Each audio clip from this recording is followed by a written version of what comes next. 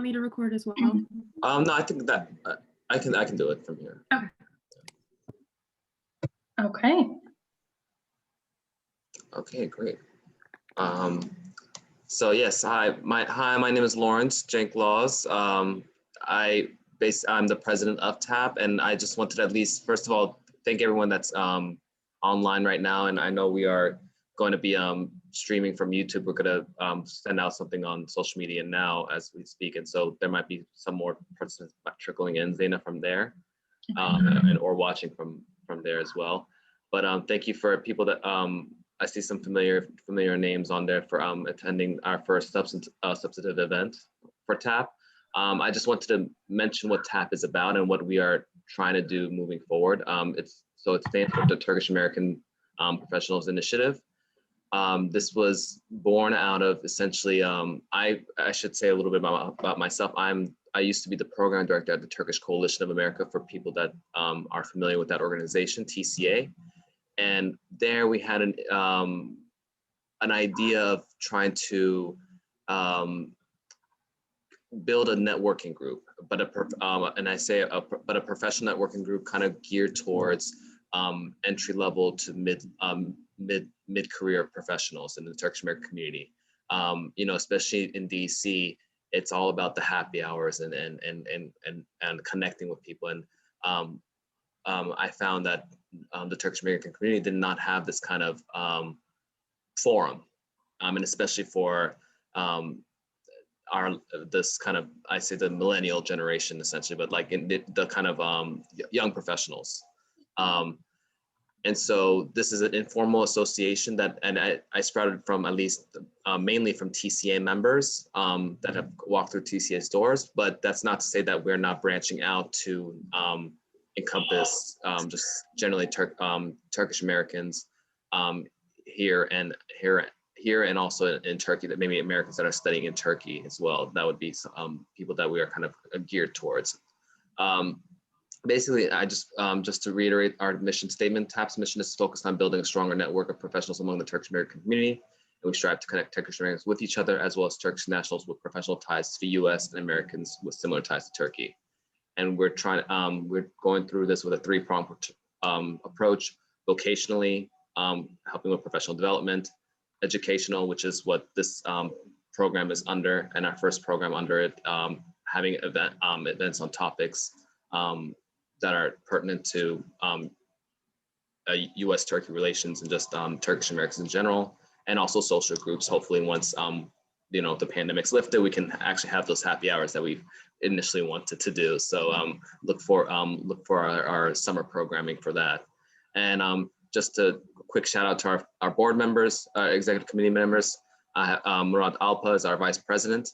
Elif Onay is our secretary. Our vocational chair is Andrew Yudislar.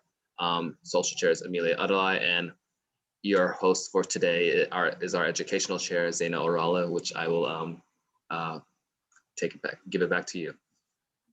Okay, thank you for that introduction.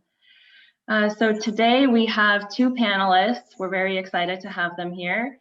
Starting with Pinar Gezgec. She is an MA graduate in International Relations from Bogazici University, and she recently graduated from there.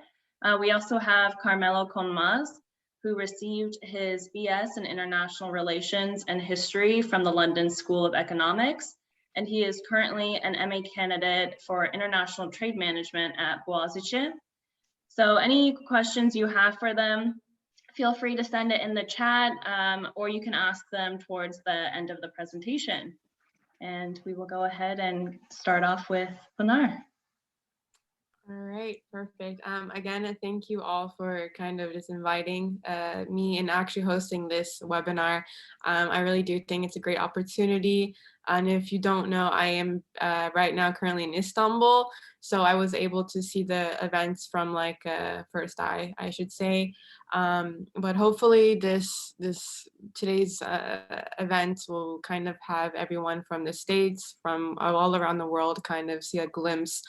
But yeah, thank you again for inviting me to speak for today. And I wanted to start off with the history of Bogazici.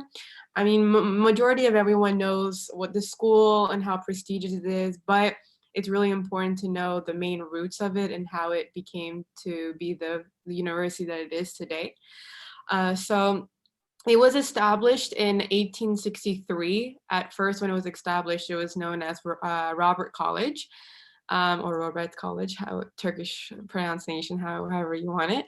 And it was the first American university that was founded outside the U.S., which is a really big, success. Its founders was a wealthy philanthropist, Christopher Robert, and missionary Cyrus Hamlin, who both struck up a partnership after meeting during the Crimean War. And then less than a decade later, the university opened up its doors to students for the first time, with Dr. Hamlin as president. Hamlin actually insisted that, almost a few more facts. Hamlin insisted that English should be the language of the instruction, and actually currently it still is for Bogazici. And according to some records made by the newly established Board of Trustees, the college was open to doors to students of all races, nationalities, and religion without discrimination at all. In addition, Robert's request, the college was under no circumstances to become politically involved or show any political involvement during that time. And through like the founded, though it was founded at the time of the Ottoman Empire as an institution of higher learning serving the Christian minorities of the empire, as well as the foreigners living in Constantinople. The school actually adopted a strictly secular educational model in accordance to the Republican principles of Turkey in 1923. Robert College in the past had junior high school, and university sections underneath the names of Robert Academy, Robert Yüksek, and American College for Girls. Since 1971, the current day Robert College has functioned as a high school. And then in 1971, the university was handed over to the Republic of Turkey and still takes on the name of Bogazici University today. So as you all may know, and I actually graduated from University of Maryland, but even in University of Maryland, Bogazici was a well-known school, especially, being from Turkey and so on and so forth. Bogazici University does still share the 5th rank among the Turkish universities, according to the Times Higher Education World University Rankings of 2021. It also consistently ranks highest in Turkey as well. And to be admitted into other degree programs, one usually has to be in the top 1% of the university's entrance exam as well. This also allows Bogazici University to attract many of the highest scoring students, as well as having most preferred applied science, education, engineering, and social science programs in Turkey. Bogazici is really well known for their electrical, electronics engineering, computer engineering, and industrial engineering departments. Additionally, most of the people who graduated from the alumni, Noble alumni, include former prime ministers as Tansu Çiller, CEO, founder of Yemek Sepeti, for all you who live in Istanbul who know, Ahmet Davutoğlu, and the chairman of Turkey's largest food producer, Murat Ülker, the chocolate Ülkers, I know you all love them, and ocean rowing world recorder Erden Erünç, so a lot of noble names. Also a side note, choosing only from the very top of the high school graduates taking the National University Entrance Exam each year, the Bogazici graduates are, and is still a class of their own. They become renowned artists, intellectuals, academics, scientists, entrepreneurs, politicians, and so much more. Bogazici's success as an institute is due to the unusual liberal environment on its campus and what it offers to the students. It's also a place in Turkey to advance critical thinking, allowing students to think and ask questions without being afraid of prostitution. Oh my God, I'm sorry. I'm forgetting English. Without having backlash, from the school, the students, the professors, and so on. And it's including, it has an active student clubs, which represents a rich and diverse range of views. It offers a welcoming ground for people to learn and practice coexistence while exercising free speech. As you all may know, Bogazici is really, really well known for its location. It's one of the best campuses I've seen so far. And the South Campus is actually home to one of the oldest university buildings, as well as a number of faculties. The North Campus, historic campus, and which is also located to the South Campus, actually include some newer facilities as well. On the other side of the river, the Kandilli Observatory is on the Kandilli campus, while the newest campus, Sarıtepe campus, is near the Kilos on the Black Sea coast, which is about 34 kilometers from Istanbul itself. The Kennedy Lodge, which was named after John F. Kennedy, is located at the South Campus and operates as a welcoming facility for visiting professors and staff. The South Campus is most popular campus, and even if you tend to visit it, you'll see it, before COVID, of course, it being one of the most popular places for students just to go and sit on the grass and just hang out with friends. Today itself, the university has 6 undergraduate facilities and 6 graduate institutes divided in a wide variety of departments. It offers a range of sport facilities and the annual fall games tournaments, which is always on the university's calendars. Alongside with the clubs and societies that cover a range of hobbies and interests, the university organizes weekly, used to, I guess should say, because of COVID, classical music concerts, bringing world-renowned artists to perform, and Bogazici's Albert Long Hall, which is also famous. And both of these photos, I think the bottom photo is the one that was the first picture of Bogazici campus, and the top one is the present one. So yeah, it's really beautiful. I do recommend visiting it if you are in Istanbul.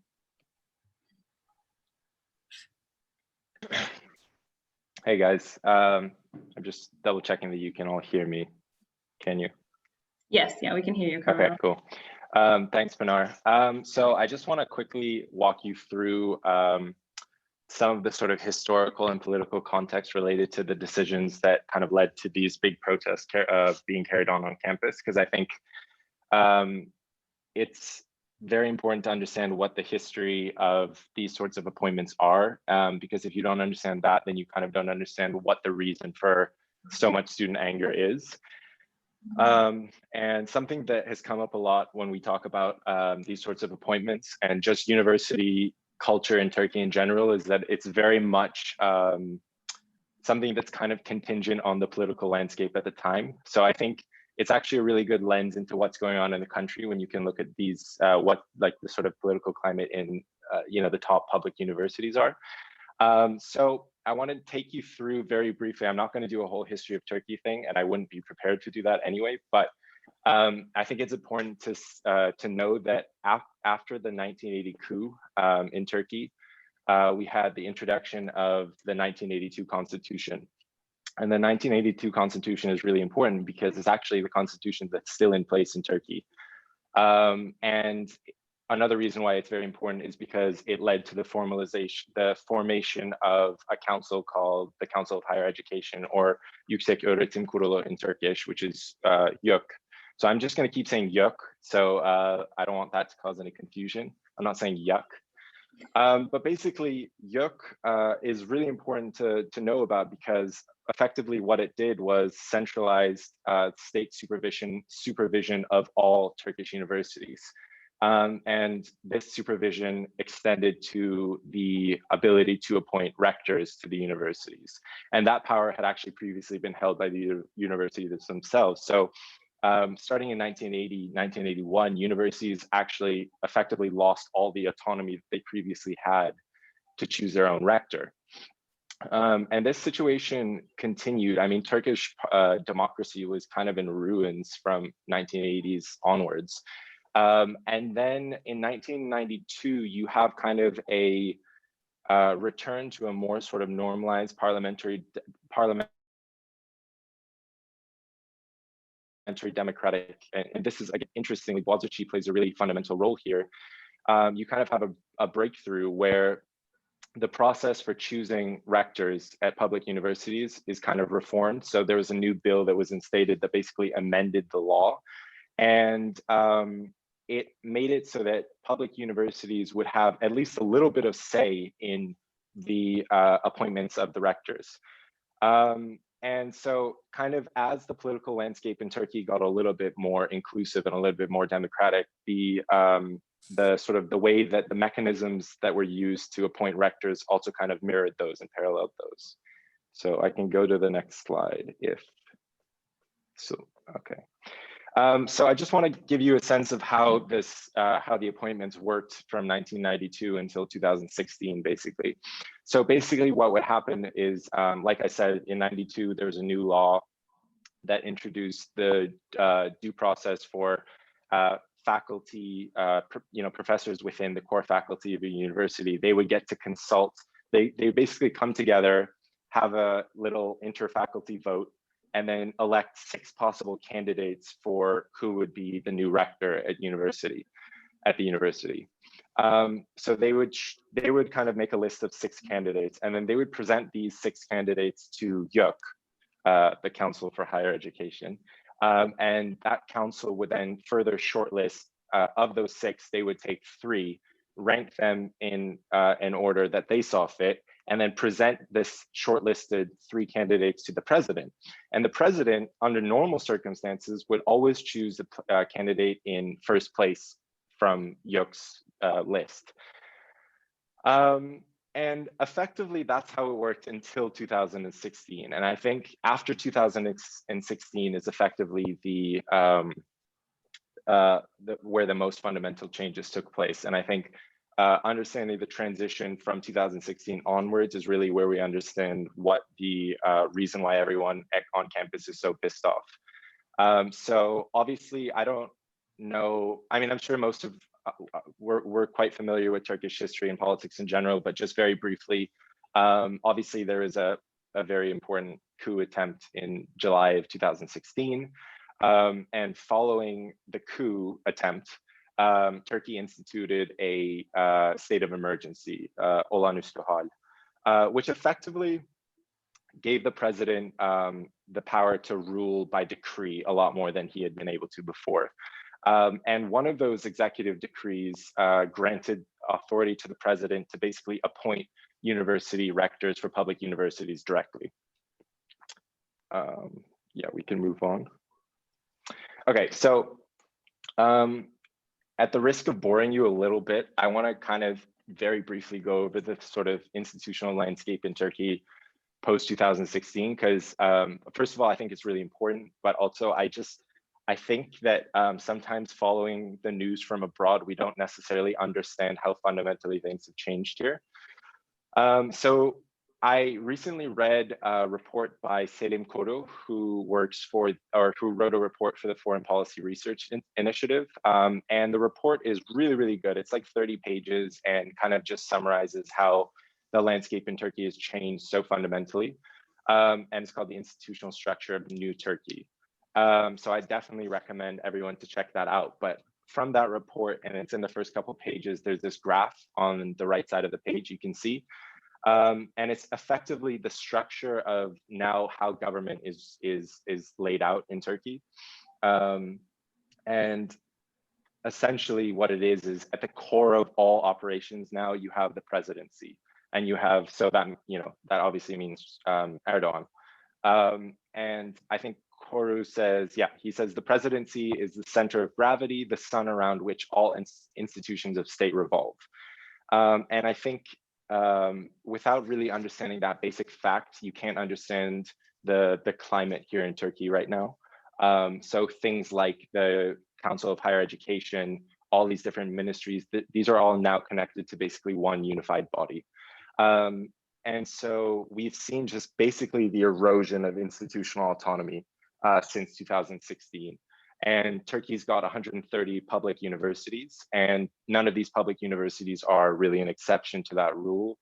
And unfortunately, we're drawing a lot of criticism from, sources like what Pinar had recently cited, Times Higher Education. This is an article from 2016, actually, when this new decree was passed, which said that the powers for the president on rector jobs basically eradicates autonomy at universities. And I think that that's effectively what we're seeing now.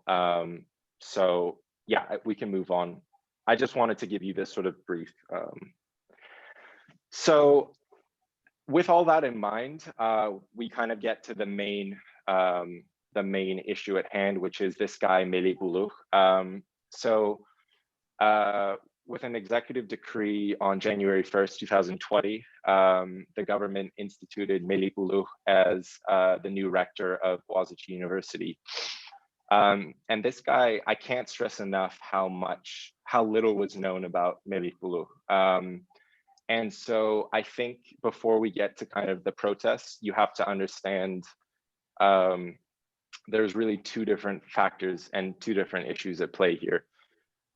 One is the fact that the process by which Melih Buluh was appointed rector of Bogazici was very problematic. And I think the second factor is that Melih Buluh himself as the person is also very problematic. So very briefly going over the first issue, the process. Obviously, like we've said, so the process for instituting this rector was changed in 2016, and the government basically now gets to decide without consulting anyone who the rector of the university is going to be.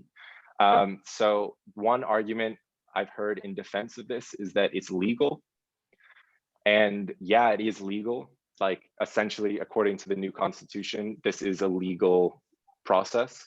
But I think the main response to that, which a lot of people on campus are saying, is just because something is legal doesn't A, make it right, or B, make it good practice for a university. So a lot of things are legal in Turkey, but I'm not sure whether that's a really good defense of what's going on. Literally none of the 400 or so core academics at Bogazici University were consulted. They found out basically in a midnight executive decree who the new head of the university was going to be. And I think just kind of the way that this was presented to them felt very, very kind of aggressive and very top down. And so I understand why the process in and of itself was quite disappointing for a lot of people. When you come to the more like the personality traits of who the new rector is, this is kind of a whole nother source of anger and frustration for a lot of people, because Melih Buluh, academic career-wise, is not the strongest, let me say. As soon as he was appointed rector, there were a lot of things that came out, especially on Twitter and different social media, where people had found parts of his doctoral thesis and realized that he had just like plagiarized massive chunks of his doctoral thesis. So this is not obviously like a great look for the new rector of Turkey's best university. He had no professional ties.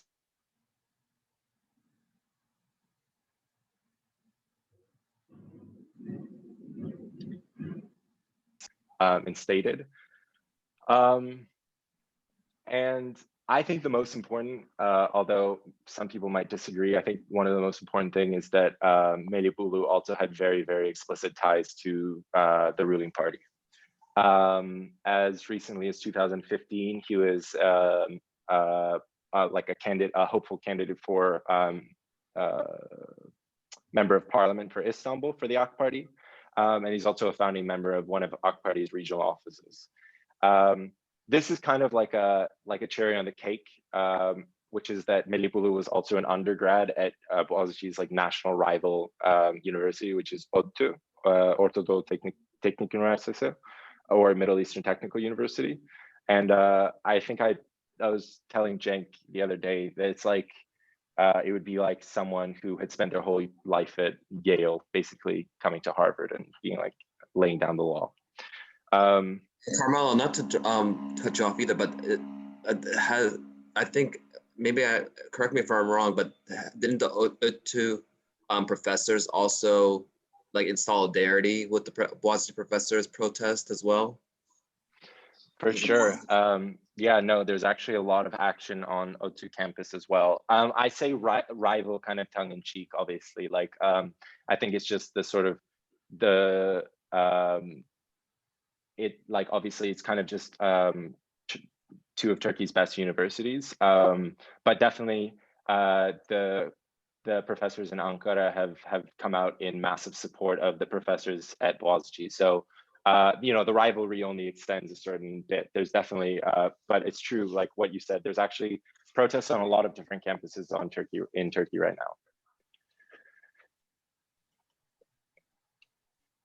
Okay, so again, so in the aftermath of the appointment, this was January 1st that he was appointed by executive decree. Students began to kind of congregate on campus because there's also a lot of COVID restrictions, I should add, in Istanbul. So it's literally not it's not possible to step out onto the street on certain days. And this happened to be, I think, on a Friday.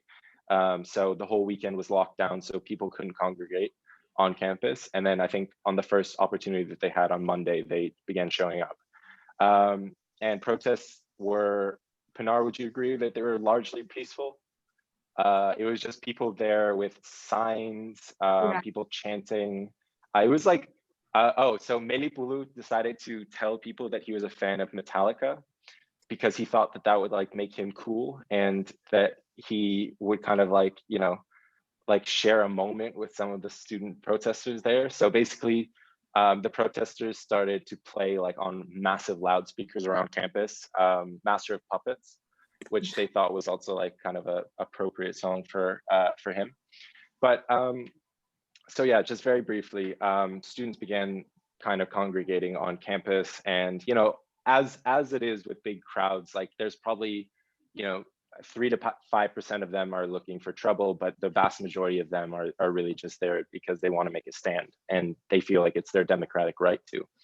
The 1st of February was kind of a more violent day. And I think Pinar gets into that a little bit more, so I won't go too much into it, but I know that almost 160 students were detained that day and held on ridiculous and in fact non-existent charges for about 3 days.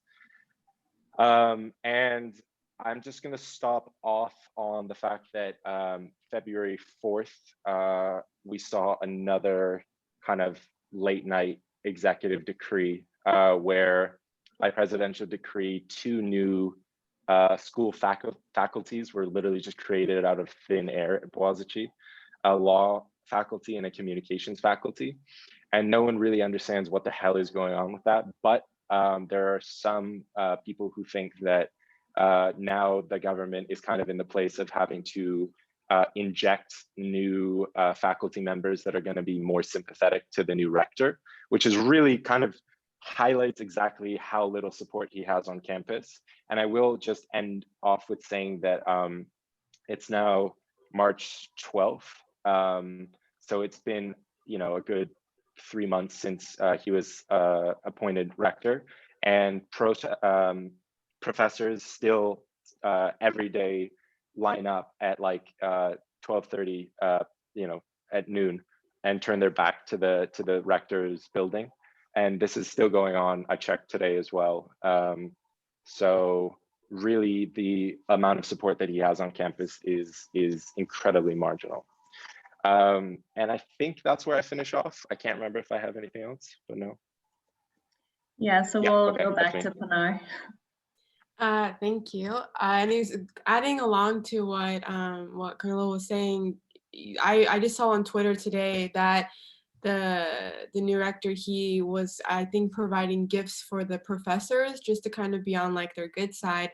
And there was a picture of all the professors returning all his gifts on his front, like in front of his office. So the amount of you know, you can just tell by just how they're acting in all these protests. I mean, it's not easy being outside in this weather, especially when there's COVID, and it just shows you how strong the message that they're trying to send is.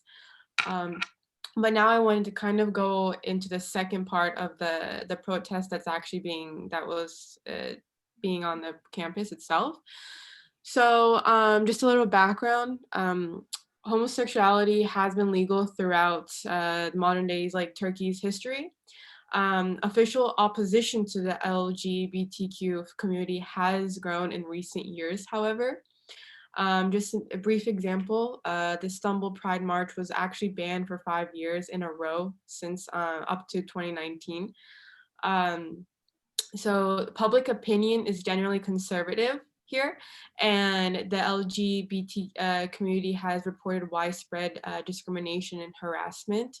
And going back to the campus itself, in general, during the protest, over 160 students were arrested, and I think 61 about were in custody, but I think they're all let go because there was no charges to be found. And then since January itself, and we're in March now, there has been regular police raids and arrests of students who have been protesting against the appointment of Professor Bulu. And over the last months, there has been clashes around Bogazici University campus. And then during these protests, actually, those students organized an art exhibition on the campus. And one work showed the Kaaba, which is considered one of the most sacred sites in Islam, alongside the rainbow flag, which is a symbol of the LGBTQ movements. And the Istanbul prosecutor's office actually launched an investigation to this, and 4 students were actually arrested due to this. Police actually arrested 2 students who appeared to be in a video of the exhibition and streamed it onto the internet, bringing a lot of craziness from it, and that's when people started to rise up. And 2 of others were presumed to be among the LGBT organizers on campus. On the same day, actually, the police raided a room used by student LGBT club and confiscated flags, books, and 2 days later, Bulu actually shut down the club itself, and it's no longer available, in session as of right now. The demonstrators were also mobilizing support via social media platforms. And as you can see from the hashtag Aşağı Bakmayacağız, which also means we won't keep our heads down, has gone viral on Twitter. The hashtag was sparked by an online video which showed police officers calling a protesting student to do just that itself. Numerous videos are now circulating underneath that same hashtag that reveal the police's tough actions against the protesters. Images that are rarely being shown by pro-government newspapers and TV stations are also underneath that hashtag itself. And just what was mentioned before, these students or these individuals who were tend to peacefully protesting went there to peacefully protest. They did not intend onto any violence. However, violence was shown towards them, unfortunately. And then we can just go to the next slide. So students and academic staff of Bogazici University in Istanbul have, exercised their lawful right to peacefully express their opposition to the appointment of Professor Bulu, which they regard as a movement to impose government control over the institution and undermine academic autonomy and freedom. However, and I found this quote from an article actually, which is from a trans woman who was studying at Bogazici University, and this is the quote: there are minority groups who are more affected by the appointment than the majority. For instance, the LGBTQ community, especially trans women and men, at a time where trans women like her or have very limited safe space, such as appointment as this one seems like an attempt to strip us out of this space. We just want to exist. And other students have expressed concern that the new rector might stifle a limited amount of free speech in the university by allowing police to enter the campus in cases of protest and student club activities deemed to be inappropriate, such as the LGBT movie nights, for example. And then afterwards, when social media was kind of at its peak for this, on January 29th, the Interior Minister actually called the LGBT protesters perverts, in Turkish, obviously, on his Twitter account. And then Twitter placed a warning on his tweet soon after for violating its rules about hateful conduct. And then President Erdogan, on the other hand, was speaking at a public event and actually described these students who were involved in this protest as terrorists, and said that LGBT, there is no such thing as that. The country is national and moral. And you can just see examples of all these pictures from all the protests and so on and so forth. And I think the problem right now, what's happening is with these students is that with the appointment of this new rector, like anything that the students might want in the future will probably be against, and that's what everyone's afraid of due to this appointment. And that's just kind of a brief overview of what's going on and kind of like the part 1, part 2 of the different protests that was taking place within the 3 months. But I'm just going to leave it off there because I kind of want to have any other questions being asked. And you can definitely search this hashtag on Twitter, and I'm still pretty sure that it's still being very active, and a lot of students are tending to post as much as they can on there. Okay, thank you, Pinar and Carmelo. So I will actually kick off the questions for both of you. Where do you think we go from here after these protests? I know, Carmelo, you were saying that the faculty are still out there every day protesting at noon. Do you see that continuing, or what are the next steps? So I think it's very hard to say exactly what the sort of the technical steps are going to be at the university. If I had to wager a bet, I would say that even though his job is going to be very hard, Melibulu is under a lot of pressure from Ankara to keep this position. So, I think I almost feel bad for the guy because I don't think that he wants to be there anymore either. I mean, if you had an entire campus turn against you, a lot of people are just kind of astounded that he's even still there. But I think that shows how much pressure he's under from the other side, so from the government side. And as we've kind of touched upon, like the government has made it clear that protesters are not legitimate. Students are not legitimate in their protests, and they've been labeled everything from LGBT perverts to terrorists. And the word terrorist has really been thrown around a lot. So I talked to a few people who are sort of very pro-government, and they're quite convinced that these protests are being used in the same way that the Gezgec protests were used. I mean, this is the perception on the side of the government, is that you have a group of young people who are basically being misdirected or misinformed by groups that would kind of benefit from chaos and things like that. So the government has tried to paint a lot of these protests as being very illegitimate in the sense that they have been infiltrated by sort of far left groups, groups that are very, very marginal and that don't have a place in Turkish society. So as far as what's going to change, I would say that in the immediate sort of short-term sense, and I'm saying short-term in the sort of span of right now to the next sort of presidential election, which is scheduled for 2023. I don't imagine Melipulu being forced out because I think that the government support for him is just too strong.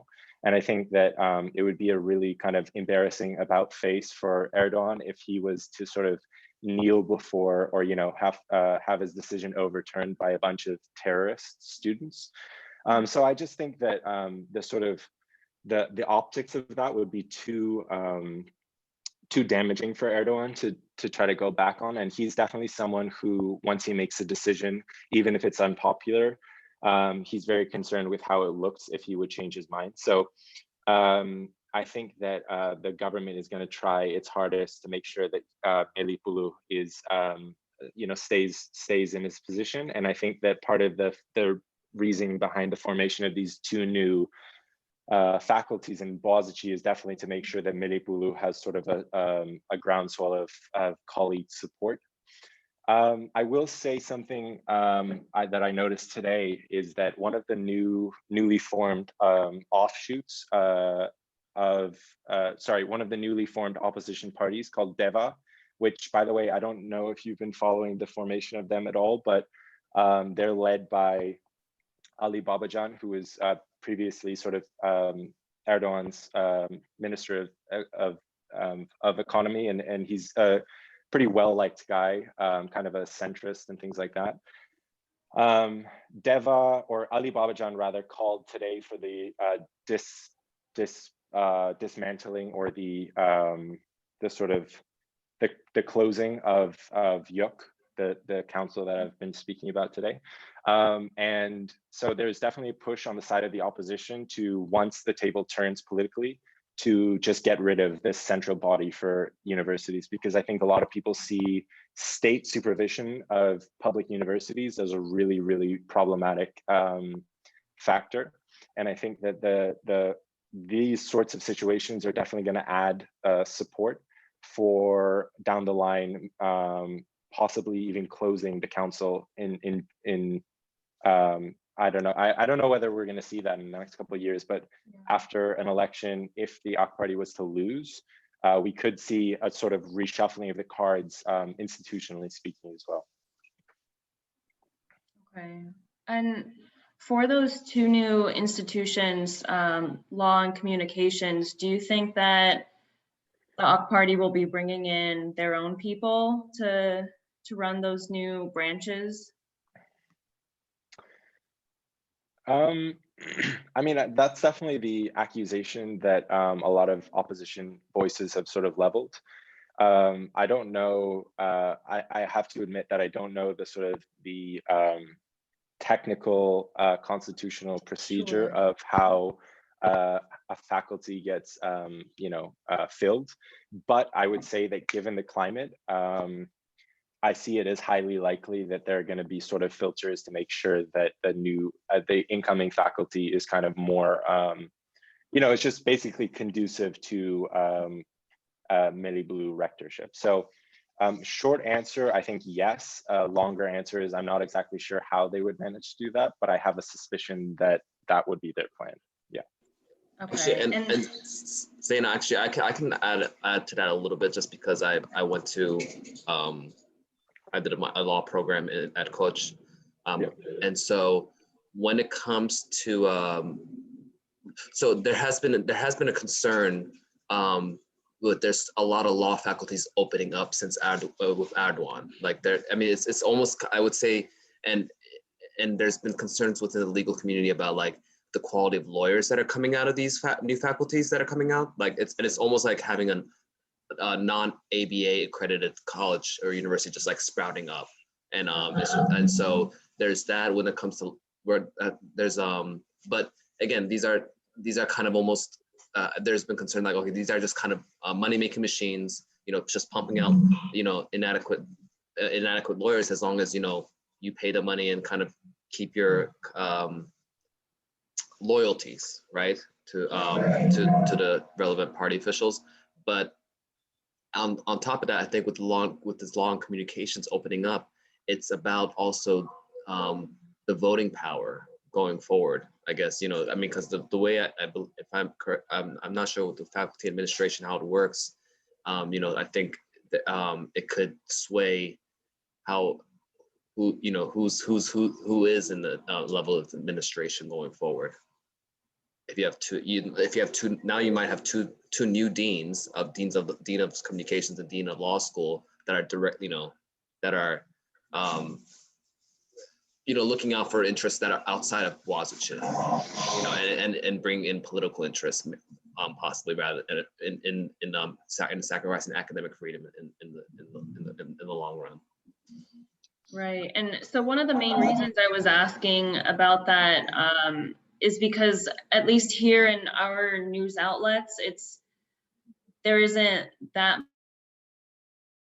much information about on, and especially with everything related to that second half of the protest you talked about with the LGBTQ community, there isn't much information in the US news outlets really covering these protests. And the only thing I could really find about these new, the law and communication branches opening up is just that they're going to be opening up, and that's literally it. So I wasn't sure if there was something else in the Turkish press talking about next steps. And since, I mean, for us in the US, our news outlets, I mean, are typically probably like CNN, New York Times, Washington Post, and obviously those aren't really covering the protests much, or we're not really getting the full story.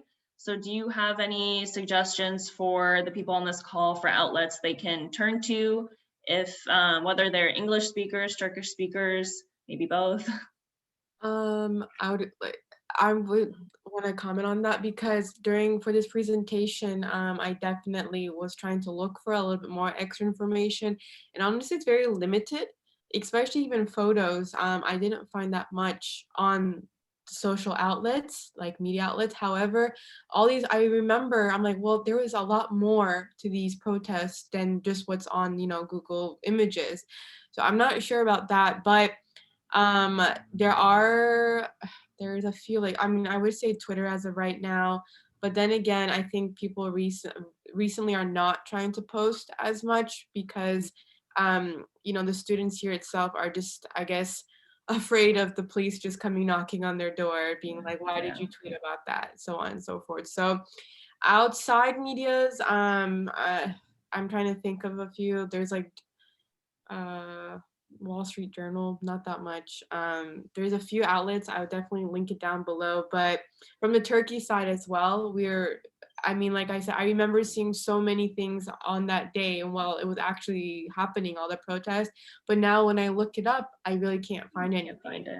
So, kind of the same thing. And I also wanted to add for Nuri, I think he had a question about Bulu's PhD dissertation. Honestly, I did find an article saying that they kind of compared the original sources of what he used and his, and they did find a little bit of similarity. And coming from a Bogazici, I mean, obviously plagiarism is not okay for in any institute for any degree, but for especially a really big institute as Bogazici, I'm still very surprised too, because just an example, I remember in my class, we had a group project to do, and I remember just a slight something happened, and our professor actually called us out on plagiarizing. It was maybe a phrase or so on and so forth. So that's why I was wondering, like, just imagine if a professor is getting so worked up over a phrase, and we also cited but in a different way. This whole rector, he plagiarized his whole PhD topic, and he's still the rector of Bogazici University. So I will link that article down here below too. And maybe for Great. And I think Carmelo, you also shared a Twitter thread as well. Yeah, so Twitter was where the first, I mean, Twitter is so dangerous in Turkey, right? Like it's kind of become like the new, most people now get a lot of their news from Twitter. And I would say regarding the sort of how do I follow Turkey?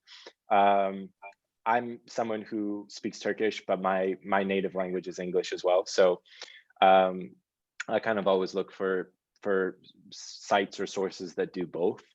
And I found just a wealth of Turkey experts who tweet in English, and it's fantastic. Like I can maybe after this call we can kind of like I can compile a list of experts that I've been following, and a lot of them are connected to sort of think tanks in Washington and things like that. In terms of the plagiarism thing, that story was first sort of like broken on Twitter, and then there's this great account called Ankaralı Can, and he's just sort of a Turkey expert. I don't even know who he is, but he's just a Turkey expert, and he was really quick to catch on to this. But yes, there's Duvar English, which is kind of relatively new. Duvar, I'll post that as well. But I mean, unfortunately, the media landscape in Turkey is really problematic. So social media kind of acts as a bridge for a lot of people. Like they feel more comfortable just posting about things online. I mean, oftentimes you won't even get proper coverage in mainstream sort of pro-government sources. So to look for Turkish language, mainstream media wise, like you can look at sort of BBC Turkey, DW, which is German, and just like a host of foreign, like other countries' Turkish wings or Turkish branches often are more objective than actual Turkish sources, which is, I mean, it's sad, but it's true. So yeah. Thank you. Did we have any other questions from the audience? And actually, as people are thinking about that, I wanted to say, yeah, I mean, that's one thing that we wanted. I mean, that when it came to this event itself, we were very adamant about at least having it, because this topic has just never been covered.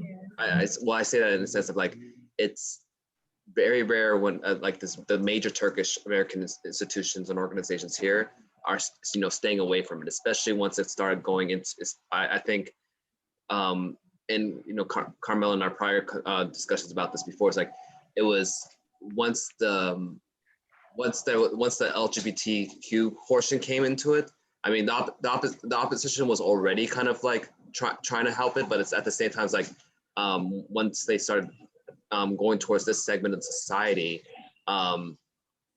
they were almost trying to I don't know, for some reason, kind of change the narrative. You know, like if you support what's happening in Bogazici, you are not supporting the morals of Turkish society. I mean, there's kind of that linkage almost, and then at that point I knew that there was not going to be any coverage from on the U.S. side if there's any organizations that have any affiliation with the Turkish government. So I say all that is like I'm so happy to be able to record, you know, this kind of presentation as well, and you know, we will be sending it out along with the PowerPoint, sending it out to everyone. And I think, you know, especially after speaking with both of you, Carmelo and Pinar, like I think it's you know, and Amelia will talk about it later, but I think, you know, using the hashtags when Aşağı Bakmayacağız, when we start posting and the recording, just to kind of get it some more traction and steam, will help. But sorry to say one thing. I think with Mediascope people, I mean, we're talking about podcasts. I think we should make those clear. Like Mariam mentioned Mediascope. Mariam Zümcü, who's on the line, I know she interned with Gönül Toll from the Middle East Institute, and so Gönül Toll, especially, I want to say it's almost daily. Mariam, correct me if I'm wrong, but she does like a transatlantic, and I mean it's a Turkish language, but she and another academic essentially talk directly about U.S. Turkey ties. Unfortunately, it is. I mean, it is in Turkish language, but they also at the end of each week they have a This Week in Turkey, and that's in English, and the whole highlights of what has happened in Turkey. Duvar English is also great in the sense of like they have their newspaper and or I say online news outlet, but at the same time they have Zeitgeist, which are they have their own podcasts. They're not as frequent as Mediascope, but I mean I would say like once every other week they're at least kind of bringing everything together in one of their and so you can just subscribe to them as well. Yeah, Jen, sorry, this is Mariam. I'm gonna turn my video. I thought I just wanted to ask you actually about what you mentioned about the linkages. Did you say to Kurdish political issues? Because I think it's a very interesting way of also embarking on what terrorist rhetoric can do. And like also there are so many solidarity campaigns happening, I think with just like the imagery, like there's like a Shahraman kind of like image circulating in the Bogazici protests, as well as the LGBTQ flag. And like these are really interesting ways. I knew the panelists kind of talked about soundscapes and how like Metallica is being played and how there's a hashtag of Aşağı Bakmayacağız. I mean, these are all like really interesting soundscape elements, but I'm curious about more also like the visual culture elements of what kinds of bridges are being linked or made, and what kinds of possible solidarities can do you see this moving forward with? And actually, I'm going to bounce. Well, so I'm actually going to bounce that back to Pinar and Carmelo. But I will say one thing, and I'm going to kind of rephrase what you're saying. But I think it's interesting in the sense that the word terrorist, it has always been before 2016 was basically all about Kurdish civil society. PKK. If that was kind of like, okay, we're going to latch the PKK. Now the terrorist ideal, word is Wafeto. Right, so it's interesting that, and then yeah, I mean, and it's just, I think like when the word terrorist came up again, it's like I think people, and like, I'm gonna say, at least on this side of the pond, I'm desensitized by the word FETÖ in Turkey, because anyone that Erdogan doesn't like is FETÖ at this point. like it's like I mean it's just like I'm like okay, we're all terrorists, and so somehow apparently we just disagree with you. Like that's just how so like for them to go towards the student activists and say terrorist again, I don't necessarily think it was the Kurdish element, and it usually would be pre 2016. It's now just any opposition, right? And any you're the fifth estate. You're trying to break. You might be a coup attempt plotter later. I mean, so I think that was it's funny that that you mentioned that, and says I didn't see it as a Kurdish thing. I just kind of thinking, okay, FETÖ is like has owned that word now, terrorist almost. The one thing I wanted to ask Pinar and Carmelo though, it's like, okay, what are people are trying to liken it to Gezgec, right? I mean, or like kind of has these notions of Gezgec, but during Gezgec, I mean, I don't remember those words like terrorists being used. Like what kind of like, I mean, or how or yeah, I mean, how is the government the rhetoric, I guess, like how is it similar? How is it different? I mean, if you can compare it to Gezgec to now. I can start, Pinar, if you want. Because I remember I was at Gezgec with my brother as well. And I think the rhetoric there are some similarities, but also I would say actually surprisingly, the rhetoric has gotten so much more harsh in recent years. I think one of the hardest, harshest labels I remember during Gezgec was this. He called the Gezgec protesters "Çapulcu," which basically means kind of like good for nothing, like bum. I don't, it's far from the word terrorist is effectively what I'm trying to say. But as I think as Turkey has slipped more and more into sort of authoritarian territory, the spheres of economics, society, and politics have just become defined a lot more by kind of very black and white dichotomies. So, you know, you have now in Turkey, you know, you have in economics, it's like, oh, it's either profitable or unprofitable. Like aesthetically speaking, it's either, you know, ugly or beautiful, like good or evil. Like I think in Turkey right now, that sort of nuance that existed in 2013 doesn't exist anymore. And you have really a lot more, the rhetoric is a lot more like you're either our friend or our enemy. And an enemy now means terrorist, and terrorist doesn't just mean terrorists, it also means, you know, student protesters, any armed groups, honestly, opposition politicians that they don't really like. The word terrorist doesn't really mean anything anymore, but I would say the crackdown, both in terms of police force, because there's an unbelievable police presence. I don't know, I actually forgot to mention, but there was a slide, one of my slides that had the police, like I took that photo just from my car, because I just drove past campus one day. Yeah, it was the one with the signs.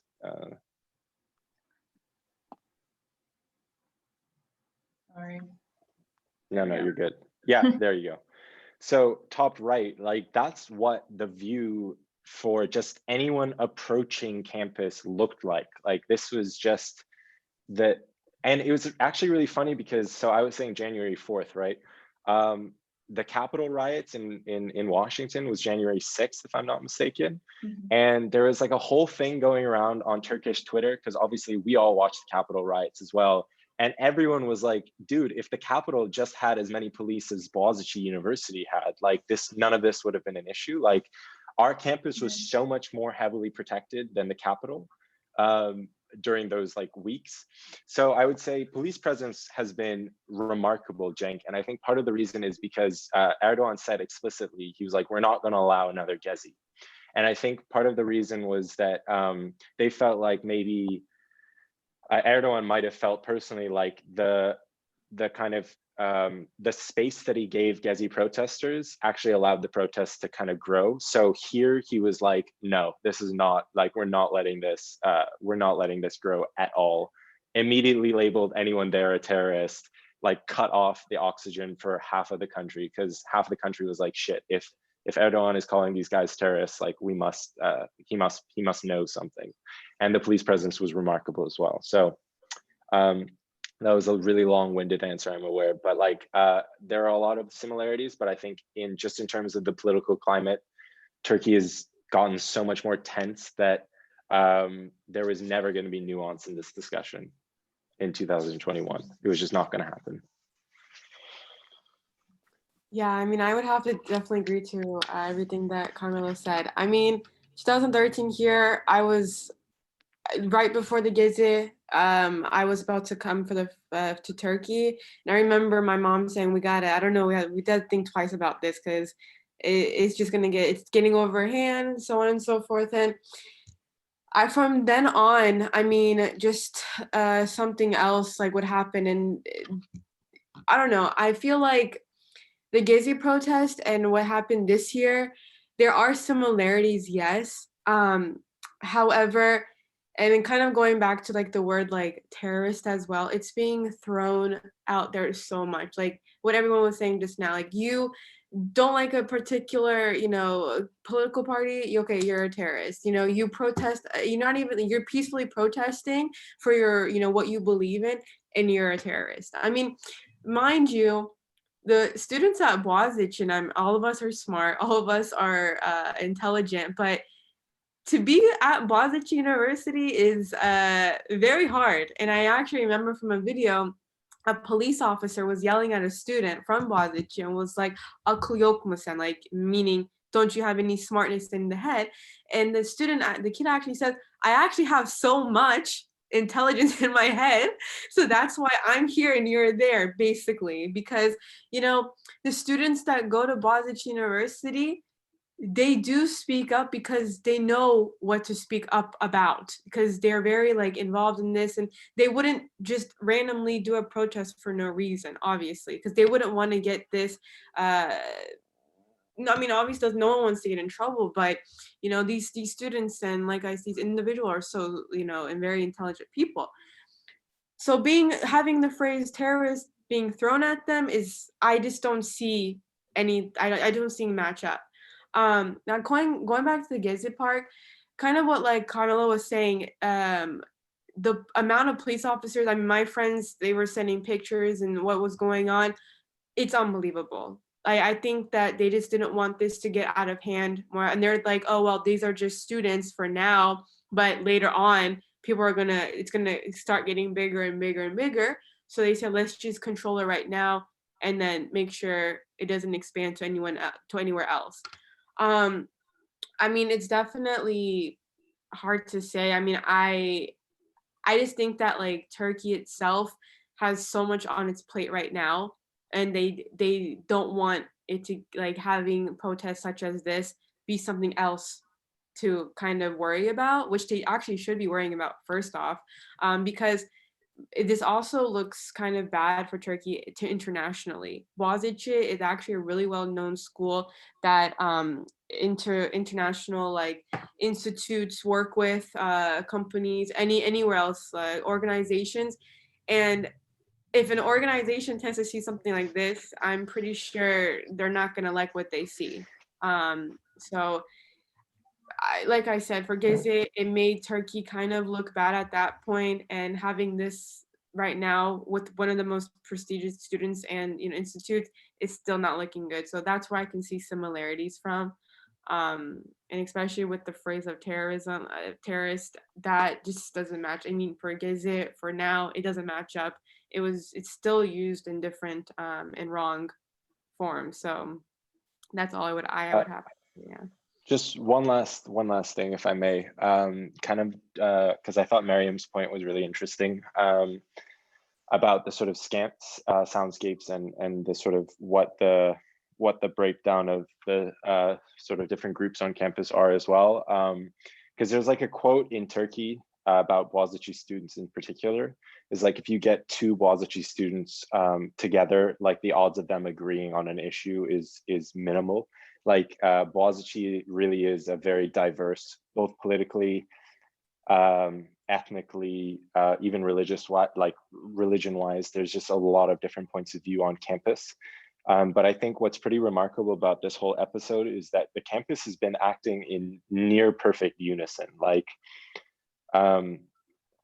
and there are attempts on the part of the government to kind of paint this as being led by marginal groups. But the truth is that the vast majority of students agree with what's going on, like the vast majority.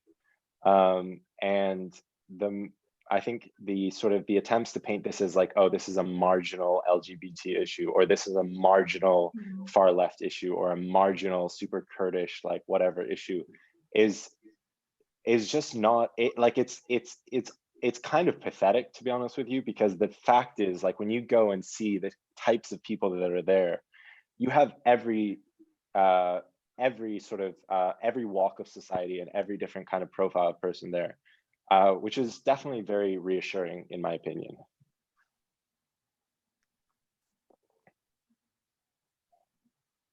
Okay, was there anything else anybody wanted to add? Any questions? I had one more, maybe, Zaina, unless you have. Yeah, no, go ahead, please. This might be a good way to conclude, but well, I mean, Pinar mentioned it, alluded to it, and I remember actually, I think one protester talking to a reporter and being like, these, you know, like when it comes to Bogazici, I mean, it's like, you know, it's the cream of the crop, and they decided to stay in Turkey to learn, right? I mean, these are students that have the, you know, at least have some level of acumen to be able to, like, you know, go abroad, right?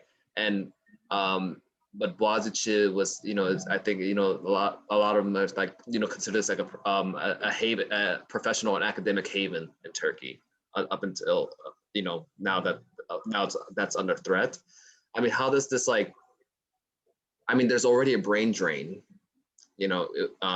happening with the Turkish diaspora leaving Turkey. But I mean, do you think the events, if Bogazici is not able to, keep its independence, do you think this will be a further catalyst and hasten what's already happening with the brain drain in Turkey? I mean, Carmelo, do you want to go ahead first? I mean, I think it's kind of hard to disagree. I mean, I would like to disagree with you, Cenk, but I can't. I would like to think that episodes like this aren't going to affect the situation with the brain drain. But it's just hard to believe that it's not, because sometimes Turkish youths are like, okay, well, we're dealing with so much, but at least we have places like Bogazici to come to, and where we feel like we kind of have a window into just more open-mindedness and liberalism and democracy and things like that. And when I feel like a lot of people, when they see institutions like this under attack, it's like, really, what am I here for anymore? What kind of places do I have left that I can be proud of? And I would, I'm obviously a young person who's in Turkey, so I would like to kind of defend, that Turkey has a lot to offer its youth. But I think episodes like this are really, really heartbreaking, to be perfectly honest, for people who, like me, want to stay in Turkey. I don't know whether, Pinar, you would disagree, but I think that definitely episodes like this are going to act as a catalyst for a lot of people when they make decisions about where to go to university. And unfortunately, for a lot of Turkish people, when you leave and go abroad to study, a lot of rational people decide not to come back, and I can't blame them for that either. I would definitely have to agree. I mean, from anytime we talk, I mean, anyone always says, if you studied at Bogazici, there's a very, very low chance that you'll still be in Turkey 20 years from now. People, it's kind of well known that if you're a graduate from Bogazici, you go abroad, because that's a smart move to do. A lot more opportunities.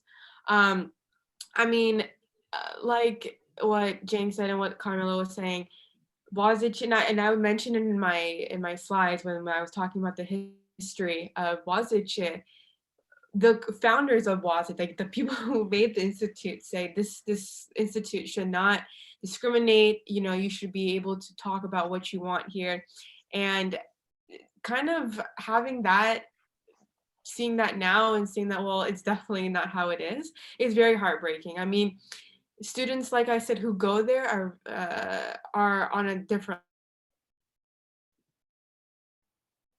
less like that they'll agree on the topic, because they just know so much, and they go there to learn. And I mean, I was in a program that's based on international relations, and obviously politics is the #1 topic there. And I don't want to go into more details, but we couldn't talk about maybe 80-70% of the topics that's going on currently at that time. And we're like, well, the whole world is kind of talking about why can't we talk about this? So imagine us going into a lecture for 3 or 4 hours at night, and we can't even debate on something. But for example, if I were to just at the US, we could definitely have a debate, talk freely about what we wanted to. And it's just really sad.